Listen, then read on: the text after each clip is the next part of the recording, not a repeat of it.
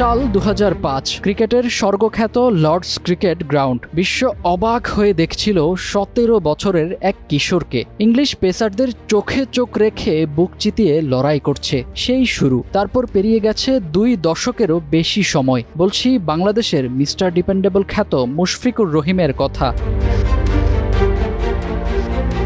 বাংলাদেশের হয়ে সবচেয়ে বেশি টেস্ট খেলুড়ে প্লেয়ার এখন মুশফিকুর রহিম। প্রথম বাংলাদেশি ক্রিকেটার হিসেবে ১০০তম টেস্ট ম্যাচের কোটা পূরণ করেছেন এই অভিজ্ঞ সেন্সেশন। এই দীর্ঘ ক্যারিয়ারে ছুঁয়েছেন অসংখ্য মাইলফলক। বাংলাদেশের একমাত্র ব্যাটসম্যান হিসেবে যার রয়েছে ৩টি ডাবল সেঞ্চুরির রেকর্ড। এছাড়াও বাংলাদেশের হয়ে সর্বোচ্চ রানের মালিকও এখন মিস্টার ডিপেন্ডেবল।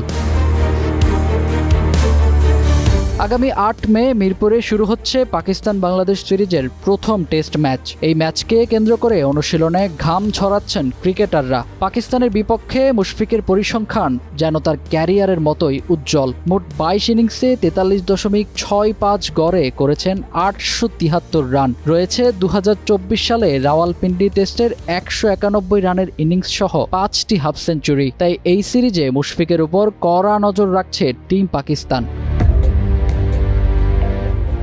তবে এই সিরিজে পাকিস্তানের জন্য মাথা ব্যথার কারণ কি শুধুই মুশফিক? একদমই নয়। বাংলাদেশ দলে রয়েছে টেস্ট স্পেশালিস্ট খ্যাত মুমিনুল হক ও ক্রিকেটের মোনালিসা খ্যাত লিটন দাসের মতো অভিজ্ঞ ব্যাটাররা। এছাড়া নাজমুল হোসাইন শান্ত, সাদমান ইসলাম ও তানজিদ তামিমের মতো তারকা তো রয়েছেন, যারা নিজেদের দিনে জ্বলে উঠলে যে কোনো দলের বোলিং লাইন আপে ধস নামাতে পারে।